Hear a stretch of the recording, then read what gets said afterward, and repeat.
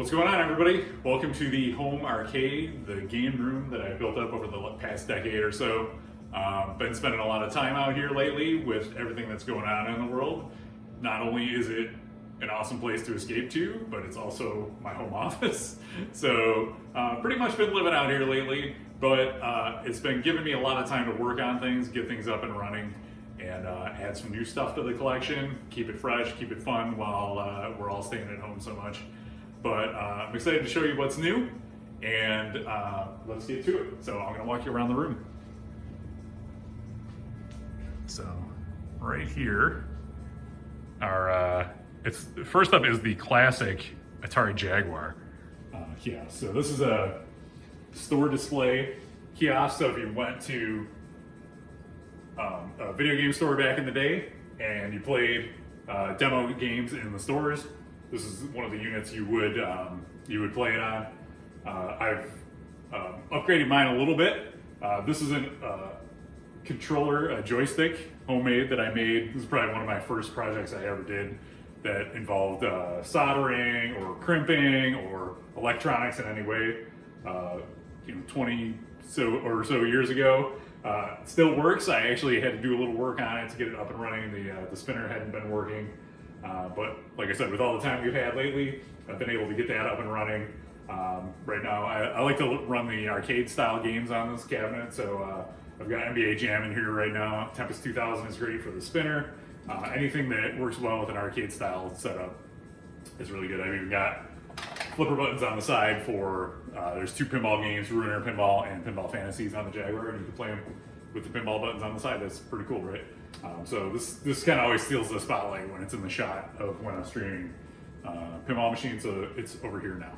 So it doesn't steal the spotlight. No, actually this one gets moved around a lot because it's like the smallest thing and the lightest thing, so it tends to be the easiest thing for me to move around. So if I need to squeeze a game in or play pinball machine Tetris a little bit, this will get moved around to make some more room.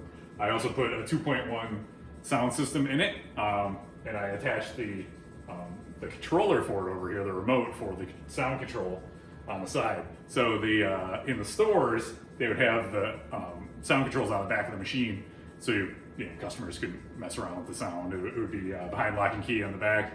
But this is kind of nice, so I can pop the music on and off at will, or turn it up and down right from the front. So that's kind of cool. I don't have to reach around the back and turn the sound and music on and off. Nice little mod. These are the kinds of things you think about when you're sitting out here all day and coming up with things to do. So that's the Jaguar kiosk. Next thing we'll take you over to is Big Buck Hunter. This is Big Buck World. It's been upgraded from Big Buck Safari. It's a Big Buck Safari cabinet. This is I got this from local fellow pinball league member. He buys and sells games, and he had a bunch of games, and I've been looking for a Big Buck for a while. I sold so if you watch the previous video, I'll throw the link up in the corner of the screen so you can check out the previous video. But I had an Area 51 Maximum Force cabinet. I always like to have a gun game in the arcade. It's kind of a fun distraction. It's a easy thing for guests to understand. Gun games, driving games, those sorts of things. Always fun for casual folks. I like Big Buck as a home gun game because it's kind of more points based, more objective based. It's not just like Area 51 is very much a credit feed kind of game. You could try to like 1cc it if you were into that sort of thing. One credit clear, get through it on one credit, but it tends to be the kind of game where you just hammer out the start button until you get to the end of the game and it gets kind of boring. But this is fun. You're always trying to improve on your scores. It's a fun competition. You can go head to head to try to best your friends on it. And yeah, Big Buck, it's cool. So yeah, I got it as a Safari, upgraded it to World, added the new marquee. I found out that John Yelsey, if you're a pinball fan, did art for Big Buck World. So there's a lot, and actually Keith Johnson worked on these. So if you look at the credits, you'll see a number of familiar faces in Big Buck. So there's a lot of crossover at Raw Thrills with some of the pinball folks. So that's Big Buck World. So this over here, this is the Multimorphic P3. It's a pinball platform. You can switch out different games all in one cabinet. It's great. Modular design in the back. Third of the playfield comes out. You can swap new games in it. I currently have Heist, which is amazing. and Cosmic Kart Racing, which is full of innovations like online play and head-to-head play, and it's got a bunch of different gameplay styles. It's really cool. But Heist is a top-tier game. Really enjoying this game.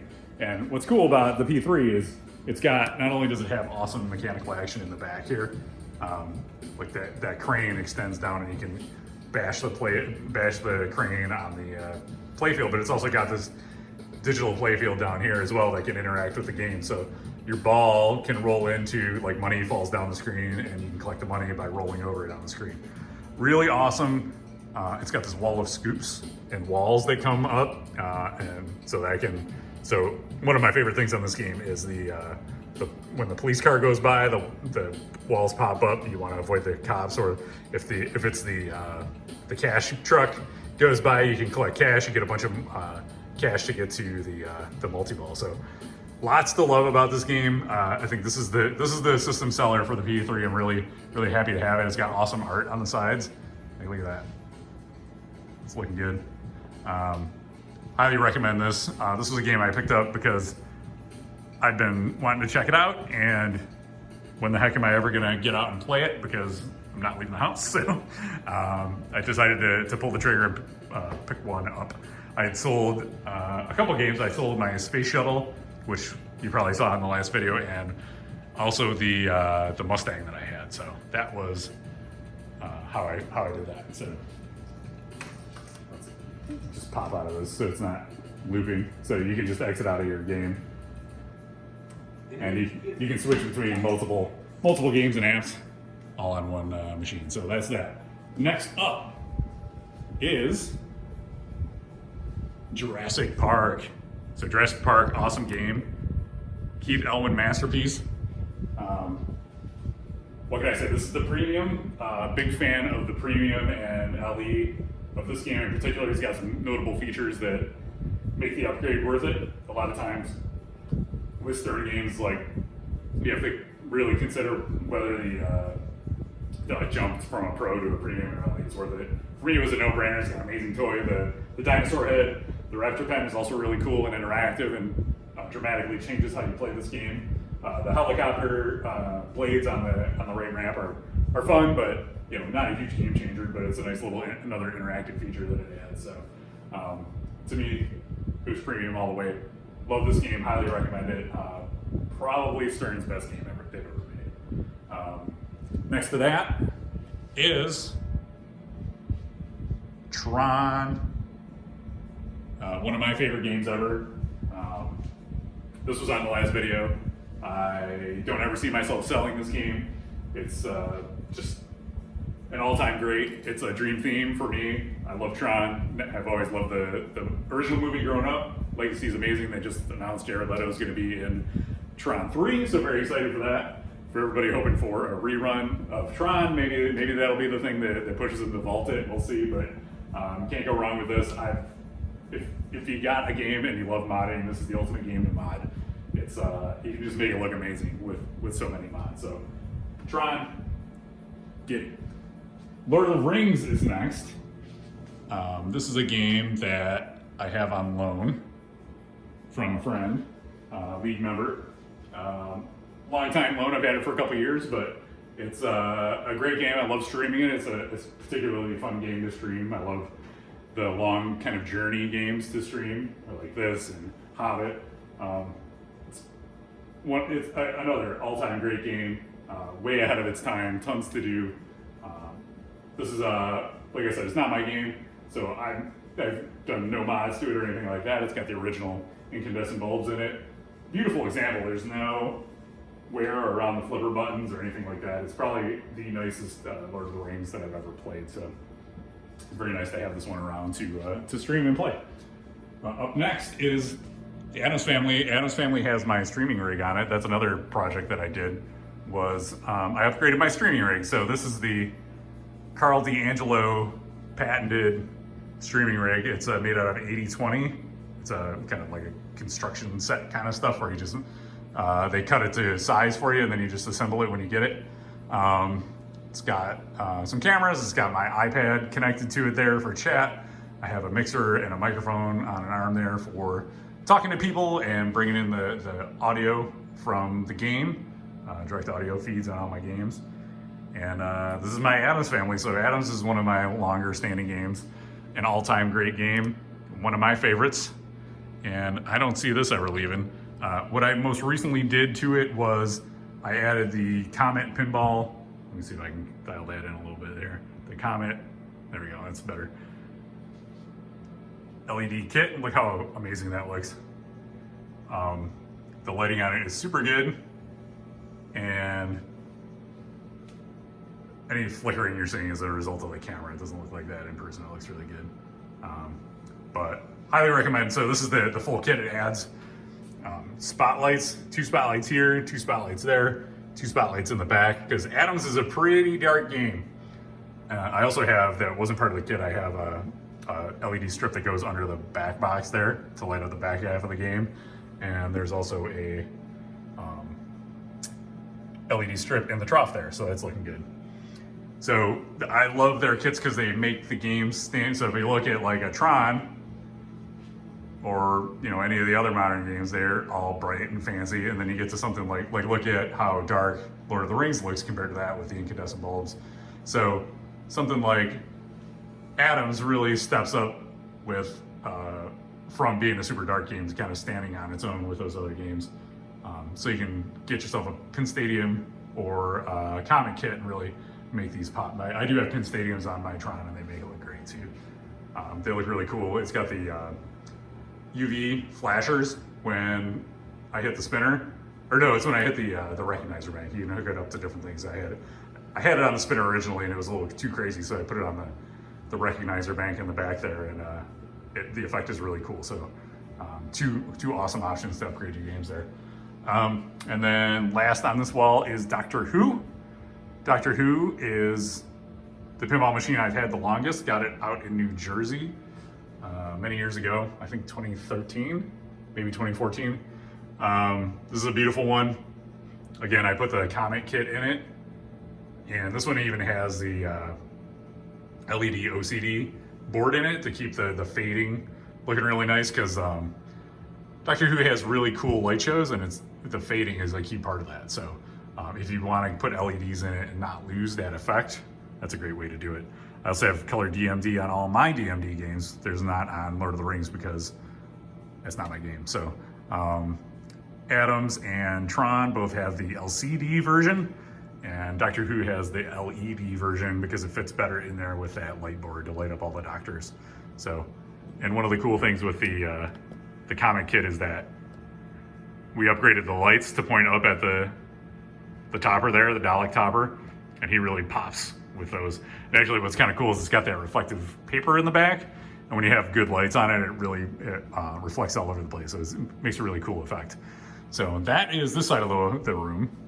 Moving to the other side, we have my San Francisco Rush. This is a pair of driving games that of a game that I love.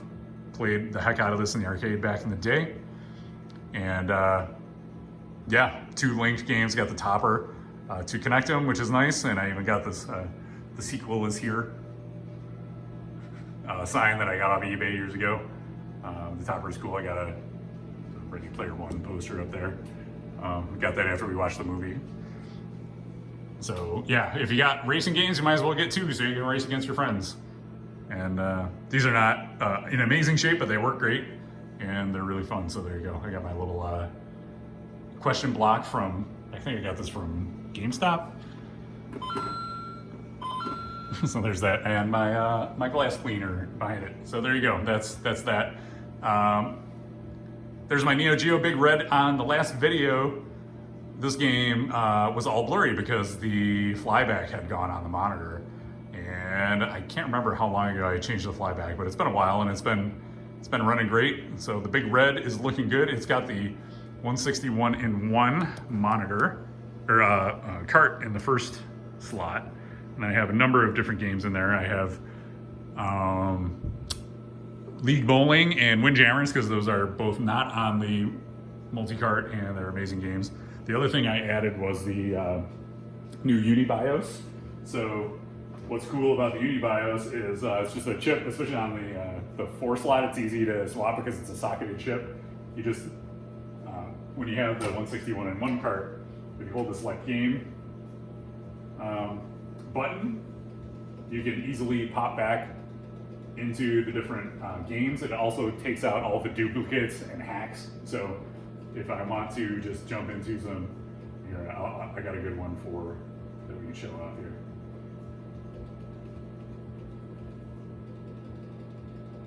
Where is it? I guess it's not on here. I thought Super Baseball was on here. I was going to show Super Baseball 2020, but I guess it's not on here. Super Dodgeball. But anyways, you just let go of the button and it pops into your game. Gets rid of all those duplicates and hacks and stuff like that, which is nice. Really cleans it up, makes it a lot easier to navigate the games.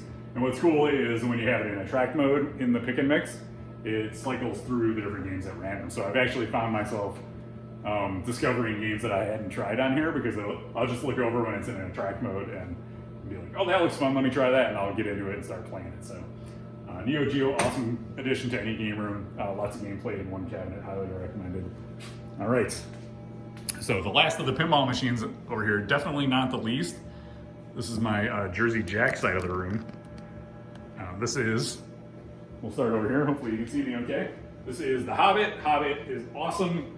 I feel like it's starting to get some of the respect that it deserves.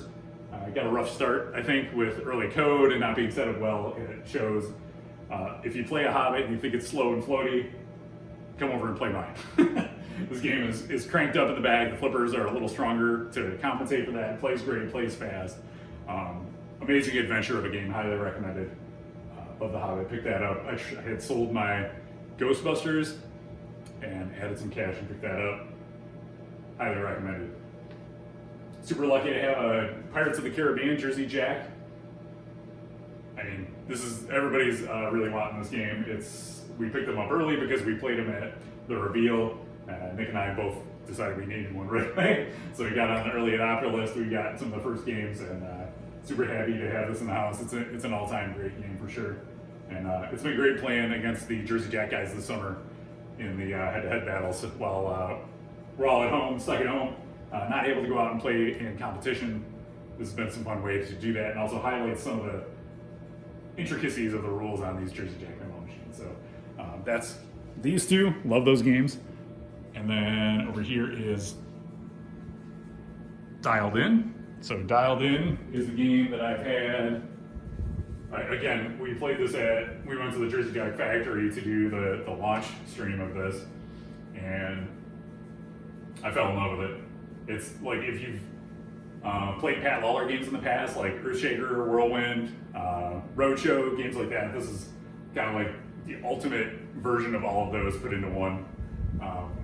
All the Pat Lawler's little hidden jokes. It's got Crazy Bob. It's got like all these modes that it'll call back to those games and you'll recognize them. Lots of cool pinball inside jokes. Pat Lawler's voice is in here. Yeah, I love it. So I'm doing the beta testing program for all three of these. So they're on the updated code that has Wi-Fi updatability. You'll be able to update your code over Wi-Fi. And yeah, it's the Bluetooth headphone support is on Dialed In now. I've been testing that. Yeah, great game. Very, very happy with where my collection is at right now. So over here is my new home office. This is the former podcast desk. Still is the podcast desk, but I fly solo now and we remote in Nick during the pandemic. I've relocated my mixer over here because I needed more desk space to work during the day. So I remember this table was in my attic up above my garage. I was like, let me pull that out. I will paint it black, and the wheels were all rusty, so I cleaned off the wheels, knocked the rust off. So it's the home of the mixer now. It's got my arcade stick that I use for PC gaming, MAME stuff, and it's got a couple hangers for my headphones. And it's actually a nice little addition. Gives me a little more working space here. So pandemic projects. Also on my last video, if you saw the podcast desk, it was a patio table that you would have out in your backyard and put your umbrella in there and enjoy. It was made of plastic. So this is the desk that I got a couple years ago and upgraded the the desk for podcasting, and it's come in quite handy as a home office desk as well. So it's supporting the Buffalo Pinball mug there, which the handle broke off of it, so now it's a home for pens and pencils. My Stream Deck, it's got my TARDIS USB hub there. Mechanical keyboard, St. Jude mat that I got when we did the fundraising for them a couple years ago. Little lamp, cordless charger action.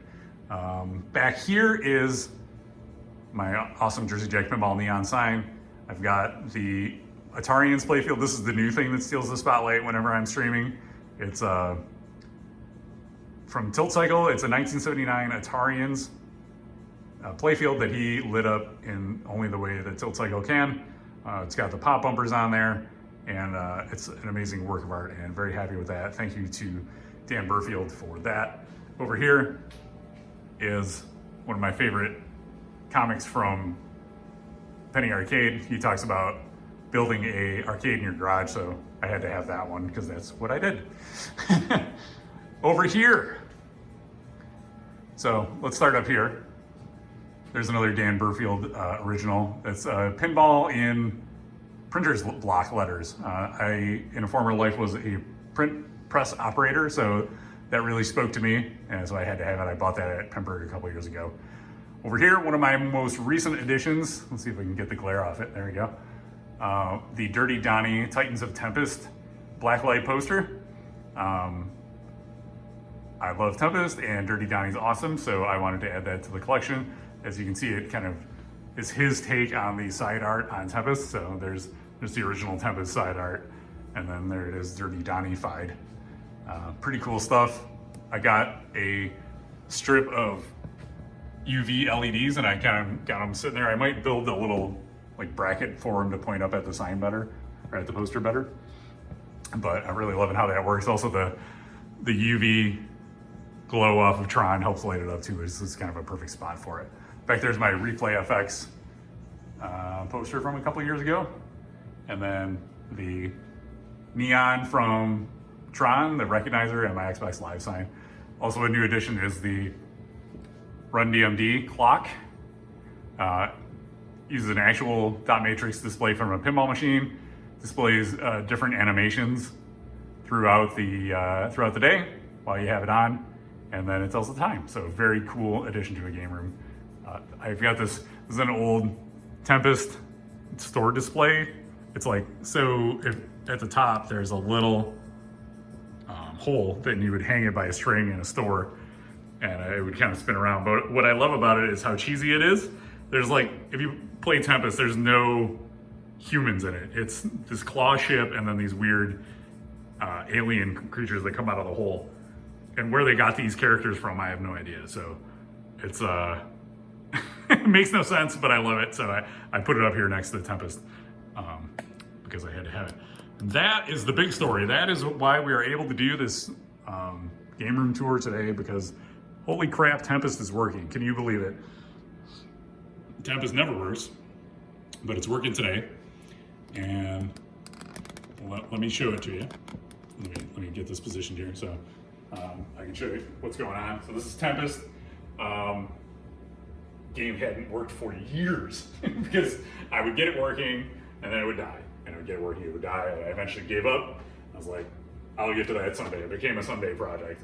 And well, with a pandemic, someday is today. So, or it was a month ago or so, where I actually got into it, started poking around, and found where the problem was. There was a fuse that was bad, even though it was testing right in the fuse holder. And even when I pulled it out the first time, it tested right. But I noticed on the board it wasn't getting 5 volts. So, because there's a little LED that shows you if it's getting 5 volts. So I went back to that. Fuse, tested it again, and it tested bad the second time I took it out and tested it. So replaced the fuse, it booted up. So that was on my original Tempest board set. But what I've been able to do is add a FPGA board to this that not only plays Tempest, but if I hold the player 1, player 2 button, watch, boom, this is Omega Race. So this is I think it's a Williams game. So it plays not only Atari games, but it plays other vector games that fit the control scheme of Tempest. So that's Omega Race, and then if I hold the 2 start buttons again, check this out. Boom! It's Major Havoc, super rare arcade game. Normally a widescreen or a horizontal screen orientation, reprogrammed, reworked to fit on a vertical monitor, so you can switch between the 2 games without messing around, without switching your monitor around. Amazing product. Scott451, I believe it is, on KLOV, the Killer List of Video Games forums, the arcade museum. He makes these boards. This is the early adopter version. I missed out on it the first time around, but was able to grab one this time. And he was great working me through some of the issues we were having with the spinner. But now that we got that figured out, it's up and running. Works great. No issues since I put it in. So super stoked to have Tempest up and running, and happy to show that off. I even streamed it one time because it was actually working and I wanted to show it off. And then over here is Tron. So Tron is from '82, amazing George Gomez designed cabinet. So if you know George from Pinball, he did the Tron cabinet design and made it look amazing. This is one of my great early finds in my collecting career, and I love it for theme. I love the way it looks. Gameplay's okay. It's fun to play a couple times, and then it's kind of good. I'm kind of good with it, but it's always fun to fire up and give it a go. So Tron is awesome. And there's my Pac-Man and the Ghost hanging out up there. If you watch the Ghost, he changed his colors. Both of those came from GameStop too, so fun little additions to the game room there. Over here we have the console area. I've been actually paring down some of my console stuff. So I've been selling a lot of my console stuff to pay for pinball and arcade upgrade stuff. But what remains is I have a Wii U. That was one of my pandemic projects, was to mod that and put a bunch of retro stuff on there. So that's been a fun project. My Atari Jaguar with CD down there, that's what you're seeing on the screen right now. It's the virtual light machine, the VLM, that is a visualizer for music. I'm playing an actual CD in there of the Defender 2000 soundtrack. I added my Amazon Fire TV. That's been getting used pretty constantly throughout this for video and audio stuff. And then I have PlayStation 4 and a dock for the Nintendo Switch out here. And then the top 2 shelves are for games and accessories. So that's that. Over here is an iCade. This is a little arcade cabinet you can put a iPad into. It doesn't really work that great anymore. Not many games support it, but it's a fun little addition to the game room here that I kept around. PlayStation VR, which I've been playing some of. I tend to play a little bit of VR because it tends to make me nauseous. So I'll play it in spurts, but what's been cool is Iron Man VR. We've been playing that. And I've got a little Bad Dudes cabinet back here. This was when Toys R Us was going out of business. That was the last thing on our last trip to Toys R Us, I grabbed one of those. Up here, the pinball trophy shelf, looking good. A couple new additions since the last time I shot a video, but not gonna be many additions from now, because who knows when we're gonna get back and play competitive pinball again. But so I've got a few cool things on the shelf there. I've got like a Star Fox R-Wing, a Mario amiibo, some Billy Mitchell hot sauce. Everybody loves him, right? Tron Legos, some medals that I won at Papa, Pinbird Perfect Round. Very proud of that one. Oops, if I can swing this around here. So this is the Pinbird Perfect Round. I got 12 in around 2 years ago. And then Papa World Championships C Division, I got 4th place a couple years back. So very happy and proud of those. Back there's my collection of lanyards, including the hospital tag that I got last year when Tuna and I went to the hospital for Pittsburgh when he wasn't feeling well. So that's a proud memento. I also have one of these cool LED things on the back of the TV that makes it light up and makes it more arcadey out here. Up on the ceiling, I've upgraded the lights to individually controllable RGB lights. So they're app controlled and I can change them to different settings. During the day, I just have them on white, but when it's arcade time, then they go into dance party mode like that. What else? Got some posters from the past Buffalo Pinball Summer Opens that we've run. Amazing Stern and Pop-Up Pro Circuit tournaments that had amazing turnout, and we're very proud of those. And then along the top of the walls are my records with ticket stubs of concerts I've gone to, bands that I love. Circling the room here.